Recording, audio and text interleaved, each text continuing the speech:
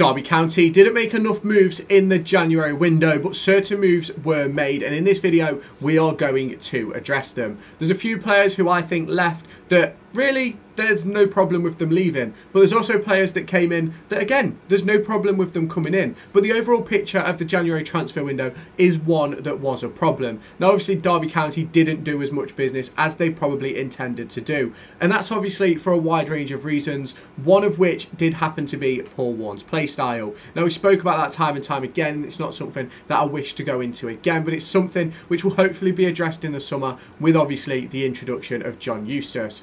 Now on the outgoing side of things, Derby County let go of Sonny Bradley, who went on to join Wycombe Wanderers. James Collins has gone on to score goals for Lincoln City. Tawanda Chiwa moved back to Wolverhampton Wanderers before being sent out on loan to Huddersfield Town, and Eiran Cashin moved on for a sizable fee to Brighton and Hove Albion. Some say it was £9 million, some say it was up to around 12.5. Now obviously on the incoming side of things, Derby County brought in Sondre Langas for around £4.5 million.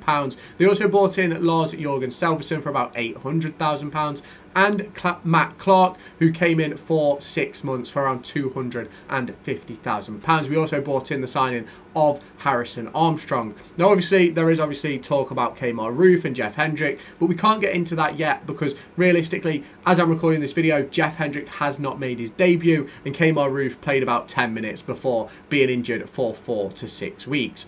Now let's get on to the outgoings. Sonny Bradley, who moved on to Lincoln City, in my opinion, was the right move for the club at the time.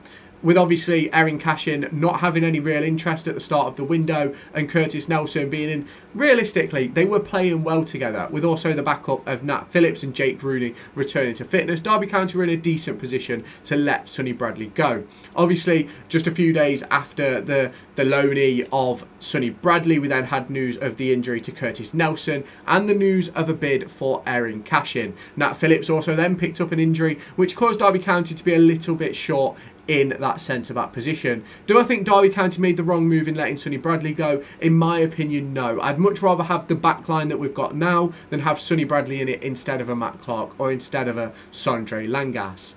Obviously, Derby County then let go of goal-scoring forward James Collins, who ultimately didn't really have a great impact on the first-team squad this season for Derby County. I think he made about 18 appearances for Derby, but has moved on to Lincoln and done really, really well for them. He scored a few goals at a few important times, and obviously, I've said it time and time again, he'll score goals at League One level, and if you give him that freedom to get between the sticks and stand on the last man, he'll be able to put the ball in the back of the net. Am I disappointed in this deal? No, I thought it was the right move to make. Letting James Collins go and opening the door for another striker was absolutely the right one to do. Now, obviously, there's other players who I think should have moved out the club. Washington, Ward, Barkhazen, all players who should have moved on. But obviously, injuries and other things that obviously stopped that from happening. So am I disappointed that Collins went? No. Do I think that there's other people that probably could have gone as well? Absolutely. We obviously then let Tawanda Chiwa go back to Wolverhampton Wanderers, which obviously, given Chiwa's time at Derby County, I'm not disappointed about.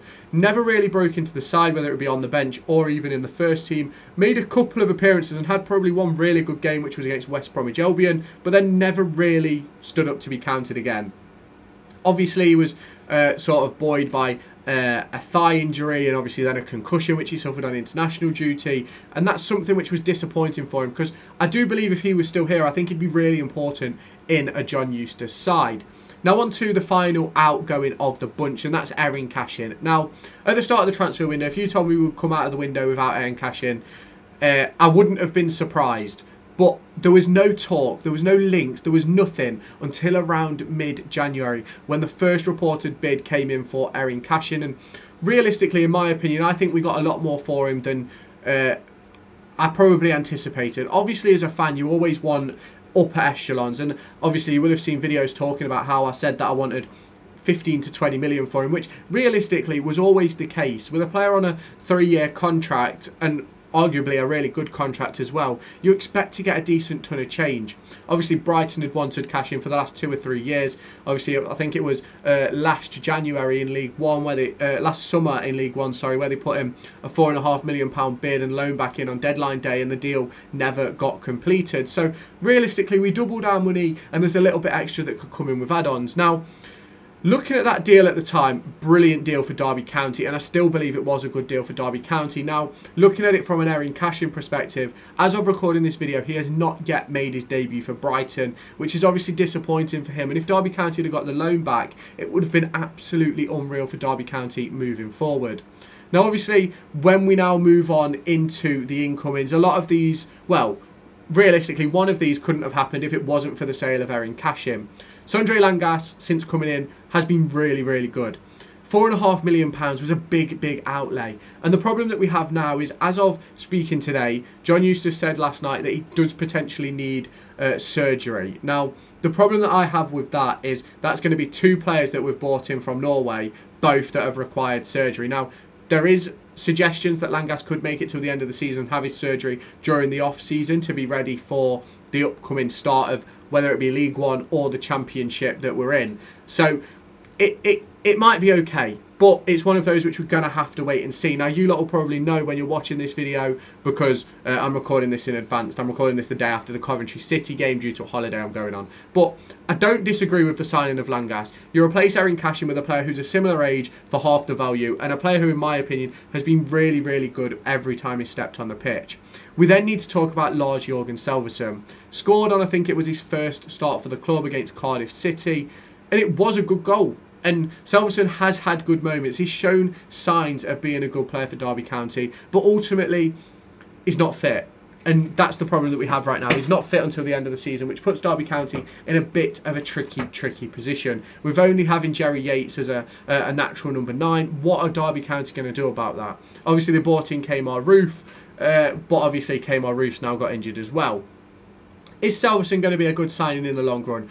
In my opinion, yes. I think next season he'll probably score 10 goals across the course of a campaign if we're in the Championship. Maybe a few more if we're in League One. Realistically, it's obvious. It would obviously be a few more. If I expect 10 in the Championship, it's got to be more in League One. Now, he cost £800,000. It's not a deal that I'm opposed to at all in the slightest. A 28-year-old striker who has shown that he can score goals and he knows where the onion bag is.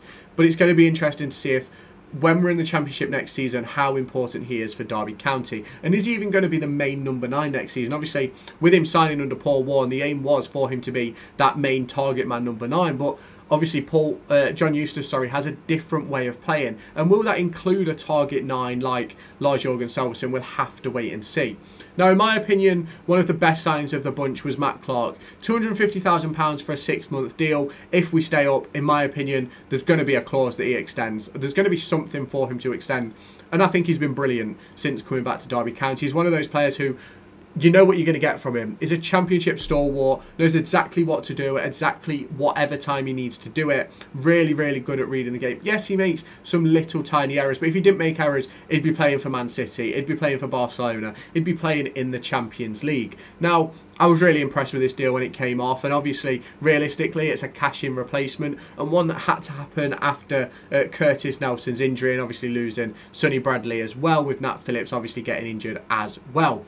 So Matt Clark was a good deal, in my opinion. We then go on to the final one, which is Harrison Armstrong. Now, obviously bought in on loan. I think at this point in time he's made, I think it's 3 starts now he's made for Derby County. And in all 3 games, I think he's had a foot in for man of the match. I think he's had a really, really good start to life in the first team at Derby County, playing in that sitting midfield role just behind Ibu Adams and Liam Thompson. I think he's gone from strength to strength. Really good on the ball, really good at breaking up the play and things like that. I think he offers a little bit of everything.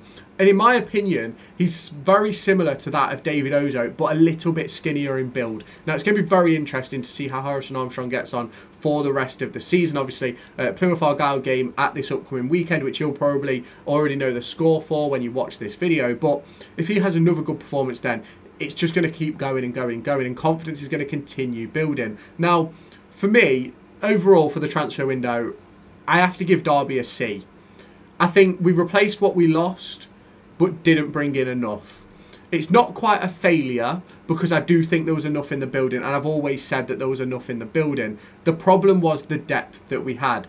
Is there quality in those depth positions? And in my opinion, that's where Derby lacked the quality. They've never lacked it with those first 15 players for me.